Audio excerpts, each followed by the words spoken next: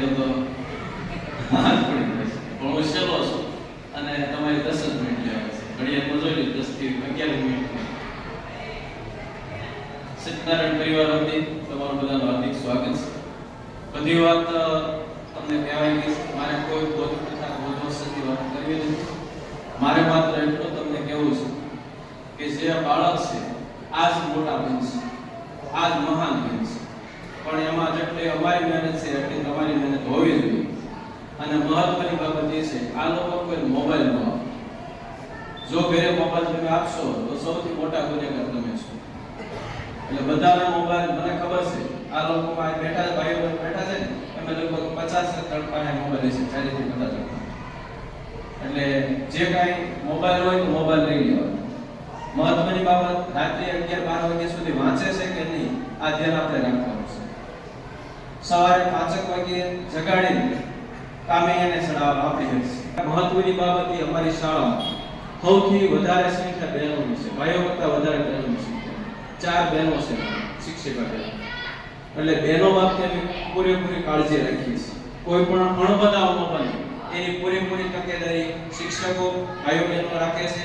અને અહીંયા અમારા ભણવાવાળા 11 ગામના વિદ્યાર્થીઓ છે. અલગ અલગ આસપાસના 11 ગામના વિદ્યાર્થીઓ છે. મેજોરિટી વાલી મને ઓળખે છે, હું વાલીને ઓળખું છું. હું આ ગામનો છું, અહીંના સ્થાનિક બધાથી પરિચિત છું. બધા આખા ભૌગોલિક વિસ્તારથી, બધી જ્ઞાતિઓથી, બધાથી પરિચિત છું. અને અમારે અહીંયા 24 વર્ષ થયા છે. 24 વર્ષની અંદર આ 11 ગામમાંથી એક પણ અણબનાવ, એક પણ પ્રશ્ન અહીંયા નથી આવ્યો. એટલે એ આસપાસના જે 11 ગામ છે એ શાળા ઉપર સારી હાથ કરી શકાય. એટલે એમ અમને વાલીઓ પર બધો વિશ્વાસ કે અહીંયા ક્યારે અણબનાવ કોઈ વાલીઓ તરફથી કે વિદ્યાર્થી તરફથી ક્યારે બન્યો નથી, ક્યારે બનશે. સરકારી શાળા છે, સરકાર તરફથી ઘણો અહીંયા આપવામાં આવે છે. એની મારે તમને સહેજ વાત કરવી છે. ગઢવી સાહેબે કીધું અમે જે બોલી છે એ હાસો છે કે ખોટો છે એની સાબિતી તમારી સામે છે. એટલે ઘરે જઈને પૂછી લો. અમને સરકાર તરફથી કુલ 13 સ્માર્ટ બોર્ડ મળ્યા છે. એક સ્માર્ટ બોર્ડની કિંમત 1,10,000 છે. આવા 14.5 લાખના સ્માર્ટ બોર્ડ સરકારે અમને આપ્યા છે. ત્યાર પછીની સરકારે અમને કમ્પ્યુટર આપ્યા છે કુલ 15. એક કમ્પ્યુટરની 20,000 ની કિંમત છે. આ 3 લાખની આસપાસના કમ્પ્યુટર આપ્યા છે. પછી 13 સ્માર્ટ બોર્ડ છે, 13 લેપટોપ છે. એક લેપટોપની કિંમત 35,000 ની છે. આવા 4 લાખના લેપટોપ આપેલા છે. બાકી અમે અમારી જાતે સ્માર્ટ બોર્ડ વસાવ્યા, અમારી જાતે વ્હાઇટ બોર્ડ વસાવેલા છે. એક દાતા અલંગના સથરા ગામના અલંગમાં ધંધો કરતા 1.25 લાખના બાળકો માટે ઠંડુ પાણી પીવા માટે, સારું પાણી પીવા માટે 1.25 લાખનું ફ્રીઝર મુકાયેલા છે, કુલર મુકાયેલા છે. અને અમારા ગામ પંચાયતે સથરા ગામના વડીલોએ અમને અહીંયા નર્મદાના પાણીનું નળના 2 કનેક્શન આપીને અમારો ભૂગર્ભનો મોટો ટાંકો છે, અમે ચોખ્ખું પાણી બાળકોને પાઈએ છીએ. તબિયત બાબતે અમે પૂરેપૂરી કાળજી રાખીએ છીએ. અમારી પાસે અહીંયા જે છે ફર્સ્ટ એડ બોક્સ છે. ફર્સ્ટ એડ બોક્સમાં કોઈ પણ બાળકને દવા લેવી હોય તો અમારા એક શિક્ષક એનો સંભાળે છે. દવા અમે આપીએ છીએ. છતાં જરૂર પડે તો અમારા ગામમાં 2-3 ડોક્ટરો છે. અમારું બાળક યુનિફોર્મ પહેરીને ગયું હોય તો અમારો જે ડોક્ટર છે ગામના 1 પણ રૂપિયો બાળક પાસેથી લેતા નથી. આટલી ગામની સેવા કરે છે, શાળાની સેવા કરે છે, આસપાસના જે છે વિસ્તારની સેવા કરે છે. એટલે સારી બાજુથી વડીલોના, બધી જ્ઞાતિઓના 18 વર્ષના આ સત્યનારાયણ વિદ્યાલય ઉપર છે. એટલે અમે એટલા ભાગ્યશાળી છે કે અમને આવા વાલી મળ્યા છે, આવો વિસ્તાર મળ્યો છે. પરીક્ષાઓ સ્કૂલોની અંદર બનતા હોય છે, પણ અહીંયા એવું ક્યારેય કંઈ બન્યું નથી, ક્યારેય કંઈ બનશે નહીં. તમે જે છે ધરપત રાખજો. આ જે બાળકો છે તમારા જેમ છે એમ એનથી વધારે અમારા છે.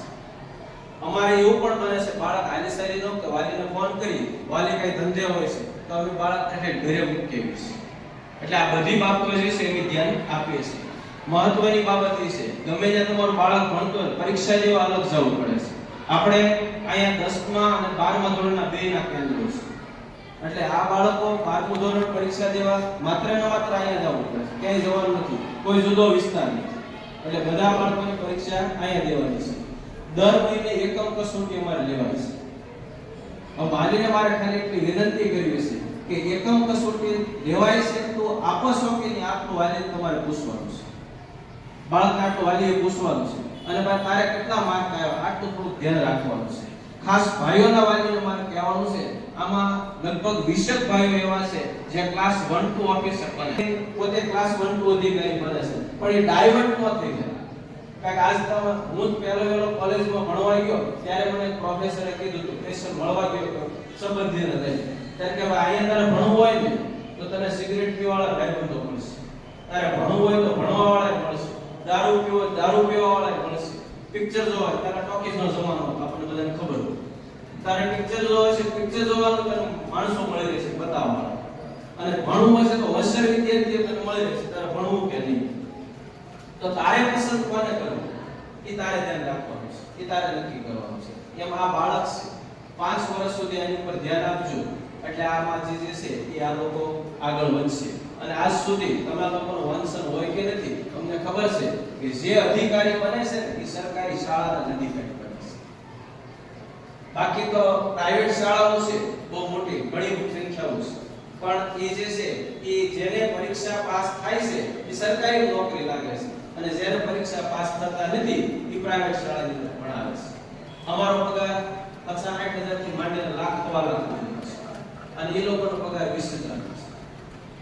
એટલે કહેવાનું એટલું છે, ક્વોલિટી જે છે એ ક્વોન્ટિટી જે કઈ છે તમને આવી મળશે. અને મહત્વની બાબત એ છે કે અમે છે ને અમે પગાર હાટો કરીએ છીએ તો અમારો જીવન નિર્વાહ છે, પણ અમે આ નોકરી છે, આ શાળા છે એને અમારો શોખ માનીએ છીએ. શું પ્રિન્સિપાલ હું છું, પણ મારી ઓફિસમાં આવતા એક પણ બાળક ભાઈ કે ક્યારે કસકાતું નથી. અને જાહેરમાં કીધેલું છે કે ભાઈ તમારે કોઈ પણ કામ હોય, ઇવન શાળાનું હોય, તમારા રસ્તાનું, હું તો ત્યાં સુધી ગેરંટી આપું છું તમારા વતી, બરાબર, ને આસપાસના 11 ગામ વતી ત્યાં સુધી ગેરંટી આપું. તમે તમારા ઘરના ઝાપા સુધી જાઓ અને તમને વચ્ચે કોઈ રોકે તો અમે તમને કે પહેલા વાલીનો કે પહેલા અમને કે.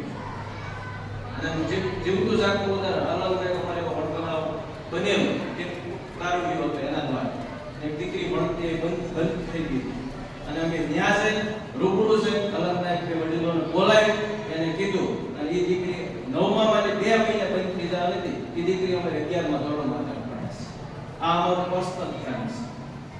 એટલે ક્યારે અમારી તરફથી કોઈ પણ બાળકોને કંઈ પણ પરેશાની નહીં થાય, પણ મહત્વની બાબત એ છે કે આ લોકોને શિસ્તમાં રહેવાનું, આ લોકોને વ્યસનથી દૂર રહેવાનું, અને આ લોકોને ખરાબ સોબતથી દૂર રહેવાનું તમારે કહેવાનું છે.